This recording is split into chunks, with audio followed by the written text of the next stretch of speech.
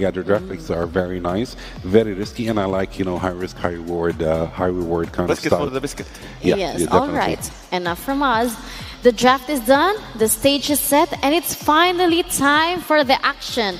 Let's send it over to our casters to bring you Game 1 of ONIC Indonesia versus Aurora Gaming PH. Casters, take it away. Thank you so much to the panel there for breaking it down. It's our last best of 3 in the semifinals here. And I'll tell you what, it's still me, Naisu, but I'm joined with someone else this time. It's Rockhart joining with me. Rockhart, ONIC versus another Aurora, but this one being from the Philippines. Will we see an Aurora versus an Aurora grand finals? We're going to find out in these 3 games, hopefully 3 games, or will ONIC be able to get to the grand final spot to face off Aurora from Turkey? We'll find out. Now, one thing I will say, Rockhart, these lineups across the board here is pretty much what we've been seeing for the past maybe 3-4-ish months. And these are some of the most comfort best picks for these players on both sides. I actually was going to say that. Like, this is so comfort. Like, did they even draft? Like, I think everyone just got exactly what they wanted. No questions asked. It feels like ONIC is, I actually don't blame it. Our analysts are a little bit split on this one. Just because it feels like it's so good for either of them. It can go either way. Yeah, part of this is, I don't know, if you look at both and what we've seen throughout Games of the Future so far for 2025, it is a whole lot of roam impact, which has always been the case. If you look at the teams that have had the most, and these are the teams that really is the roam pressure. Like roam, especially the Cho, for example. This is key bowler, and he's got his Cho pick. We've seen him do this in many stacking roams, right? We go ahead and get those pickoffs. This is a very centric roam in comparison. For example, if we compare it to Hylos is not your roam. He's mainly the utility and lay down the glorious pathway. Yes, he has a stun, but essentially he's there to go ahead and provide either a quick way to follow or to disengage or to cut off the opposing team. But the way that Light plays the high a little different too. That's another thing you have to take in consideration. Again, Light being one of the most aggressive roams in professional MLBB. Oh, mid lane. Oh. But that's speaking of aggression, right after getting the real world, they go for the fight, and Sans gets first blood. Of course, Demon Kite gonna not let that go unpunished. Gonna go ahead and get that kill, so it's a 1-for-1, and that's both of our mid laners. Actually, no, it's Kyrie falling on the other side, so that's gonna slow him down a little bit, man. Yeah, that's tough. You die early as a jungler, you're gonna have some difficulty, right? But you got to be able to catch up. YSS is pretty good at doing that, though, even if you have your late start into the transition here. So they're going to fight for this turtle. There's going to be no contest for this, as you mentioned, with Kyrie going down. So they go for that. Now, part of this, too, is, again, they forced that fight in the mid. But as soon as those level 4s were available, Aurora Gaming Philippines knew that they had basically an advantage that they could work with. And this is the thing, too. You don't see too often the aggressiveness in the gold lane from our previous teams, right? But for example, this is Dominkite and Skylar. Skylar having a massive history of performances throughout Indonesia. Dominkite making a name for himself over the years, and this is the most classic matchup you'll see, a Harith versus a Granger. For a while, people were tired of seeing this. Maybe they still are, and that's why the gold lane has changed up so much lately, where now you can put those fighters in the gold lane, but they're essentially going to be doing the same thing. They want to go ahead and scale into it, that mid to late game. They both sort of scale around the same timing. Now, if one of them can solo kill each other, which we've seen before, whether that be the Granger or the Harith, then that gives them that little bit of an advantage to work with. But right now, it's basically a stalemate across the map. If you look at, again, the reason why this draft is, we say it's so balanced, not just because of the comfort, but because of the way that the timing plays out for these compositions. They're not going to be crazy action-packed early games like we've seen previously.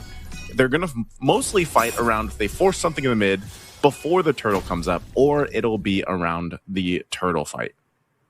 I actually completely agree. I feel like these are both like just so balanced. There's just a little bit of like deviation, like who spikes faster. Sometimes they can spike a little bit faster. Some heroes, especially like you're talking about the Harris and the Moskov, right? Sorry, it's Harris and the Granger on top side.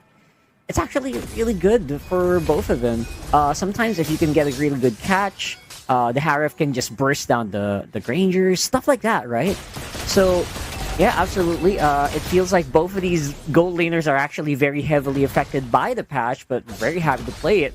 Ooh, lots of understrikes being locked in by ONIC. This might be actually a pretty good fight for them.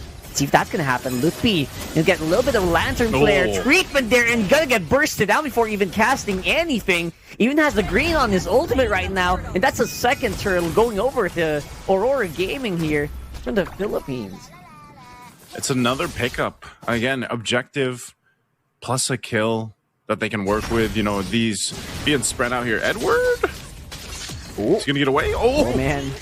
Oh, look at that, Kiboy, with the insurance policy right at the back. It's going to help you catch up if you're Kyrie. I was going to say, that's essentially what you need to do if you're ONIC, you know, and great catch there for Keyboy to be there on time. Great communication from ONIC to make that play happen. And, you know, technically throughout the series that we've seen here in Rockhart for Aurora Gaming Philippines, it's usually Edward getting, you know, having trouble in the early game where he's focused on, he might get some early deaths, but he always makes up for it. Like, that's one of the things about why he's called Mr. Consistent and all his other acronyms that he has for his names for him, because he has that potential to be able to do this. Is Lupi gonna have some trouble here? He is an Esmeralda, he's gonna get dragged. Oh man, look at that. Lupi has more sustainability now. It's like a 1v2. Oh, off-cam kill there for Edward, by the way. They're taking a lot of pressure on the mid and taking out Light with them as well. Of course, Lupi is going to be the sacrificial lamb for that, but it feels like it's very worth, especially for ONIC. Yeah, see, ONIC is starting to at least find these little wins. These little wins across the map, they're starting to go ahead and shift the momentum, which they need to do. Again, when you lose in the jungle, you lose your jungler early on, I should say. You kind of have to go ahead and cover the other lanes, the other grounds here. They might actually potentially, if they can take the third turtle once it's up, that's the best thing for ONIC, because right now Aurora Gaming is, especially with getting the first tier 1 turret down, maintaining a bit of a lead. Now, this lineup, like I said, for ONIC is essentially still capable of getting that numbers advantage just by playing around Keyboy. And so, hovering around this mid lane, they want to go ahead and clear it. Light's going to go ahead and go for it. Oh, okay, he actually disengages. Thought he was going to drop the Glorious Pathway down, but this fight for the third turtle, half health. They're actually holding on to ultimates very, very well, especially here for Aurora. They're having a lot of ultimates ready for the fight. They get the turtle and they kill. Very stocked.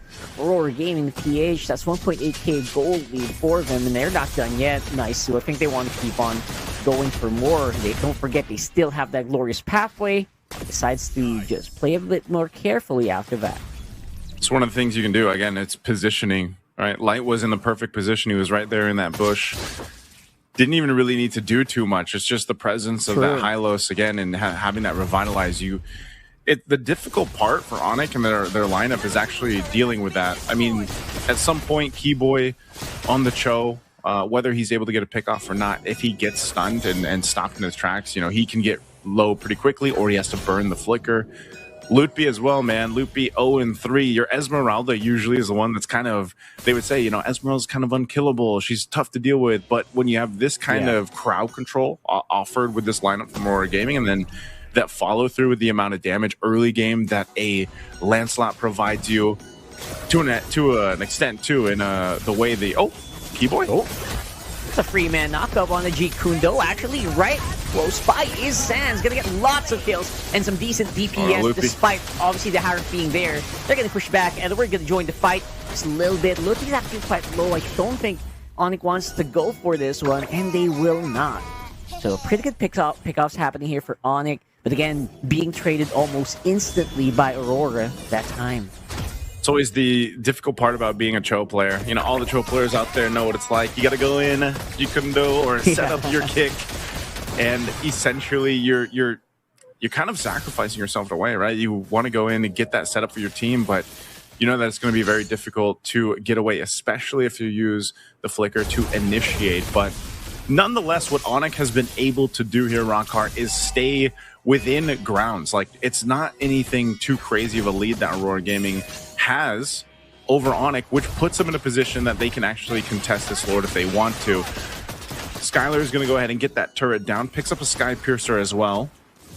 So the scaling here on both sides for the gold laners are going to start to show. Sky Piercer 2 for Yue. There's the kick. Okay, there you go. That's what you want to get started here. Light will use the Glorious Pathway to dig out.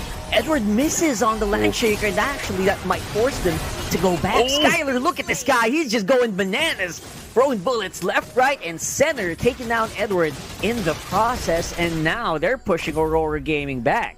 They seem to be the ones who are in control of this Lord Pit. Yeah, they're going to go that. And meanwhile, exactly when he got the Sky Piercer, he gets a kill. So they have positioning here, but I think Aurora Gaming wants to go for this. Oh, yeah, absolutely. Look at Demon Kite, though. 4 throws just to buy a little bit more time, but not going to be enough for him to go for the steal. Kyrie this time has massive control on that turtle, or sorry, that Lord. And they're going to be able to get that one. Going to be great for taking down those turrets on mid and bottom. Get more golds into their pocket.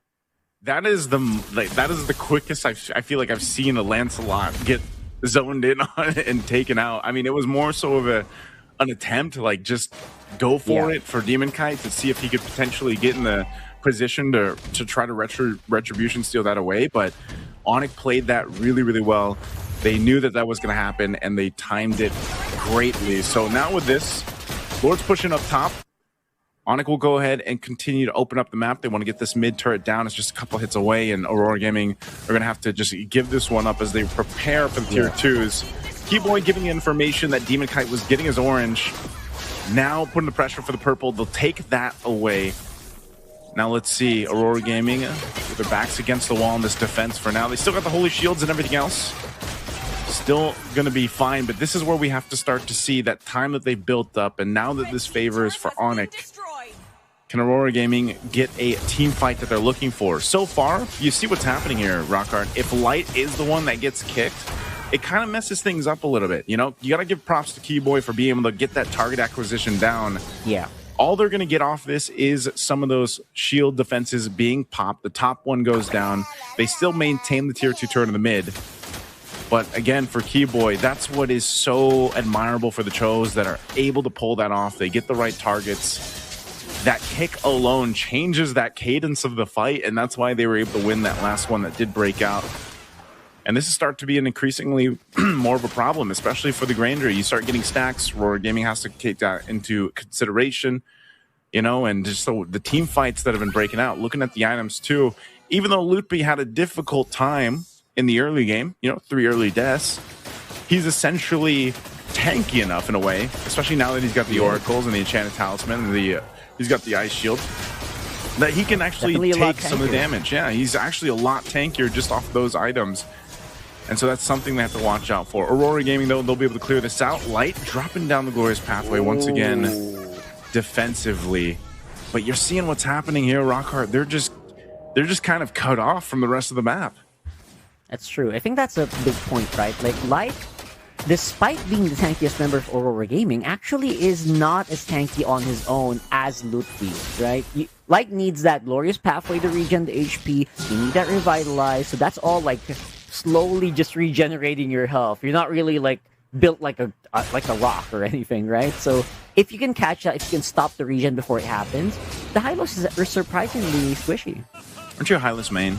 Or was? Yes, I'm speaking from experience. I was going to say, speaking... Yes, that's exactly what I mean. Top Philippines, Hylos at one point, right? I mean, I know you have a ton of experience with the Hylos, and that's exactly what we're seeing kind of happen here to Aurora Gaming. They are going to go ahead and get in position for this Lord, though. Again, broken walls, something always to consider in the team fights around here, but look at the poke.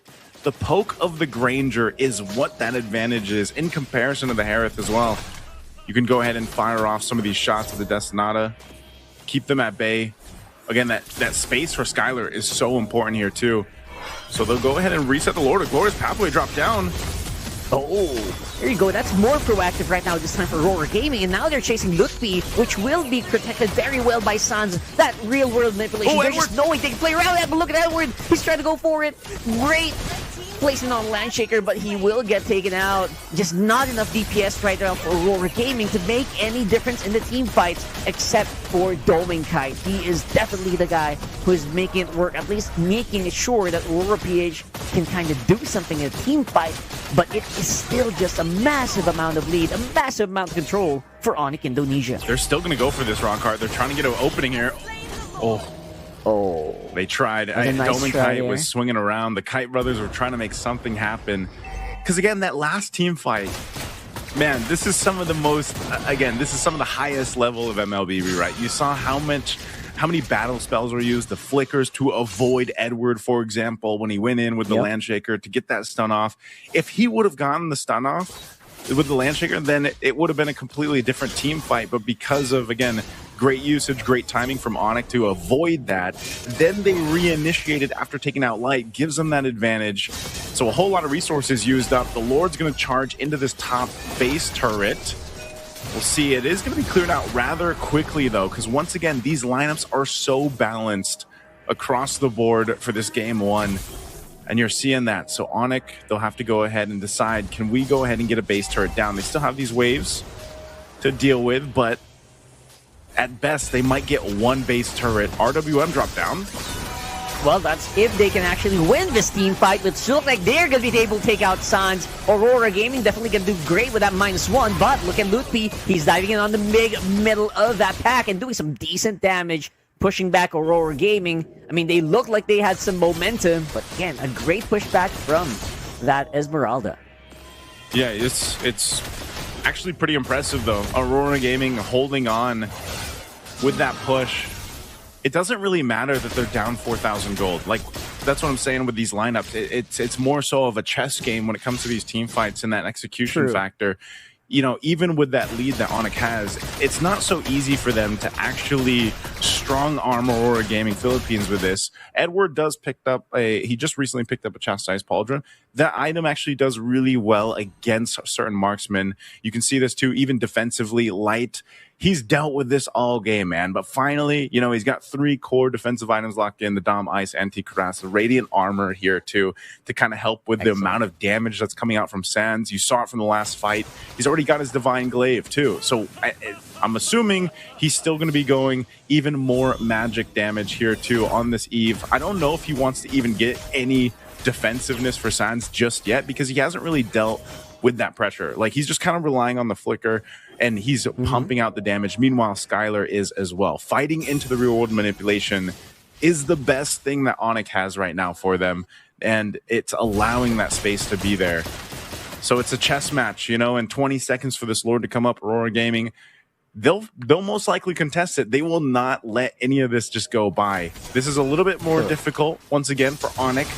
The tankier Light gets, and Edward, it doesn't have to all just fall onto Light's hands now. Like, Edward can be the one to go ahead and kind of start these fights up like we saw him previously.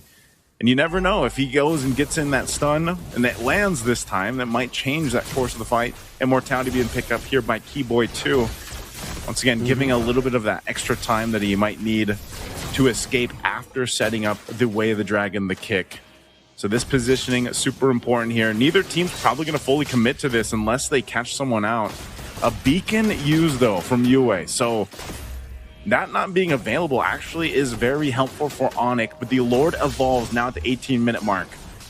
Yeah, so that's a little few seconds difficult, that a little difficult to take. So you're absolutely right. Again, it's all about whether or not Aurora can actually tank for real world, and as time is progressing, they actually might be able to. But here comes that big fight we're talking about. They're diving straight into the backline, and that's going to be the jungler for Aurora Gaming removed already. And now it's a 4v5, and they are going to have to make a run for the hills if they want to survive, and they're going to be able to take out Lutfi. But looks like all that's going to be left on the field is going to be Dominkai. It's 1v3. It's only a Harif. What are you going to do? You got a big wave on the middle, and I think that's exactly what ONIC is just going to capitalize. No need to go for the Lord this time around. 24 seconds on the death timers at earliest. That feels like game. ONIC winning that fight around the real world manipulation. Exactly what I was talking about with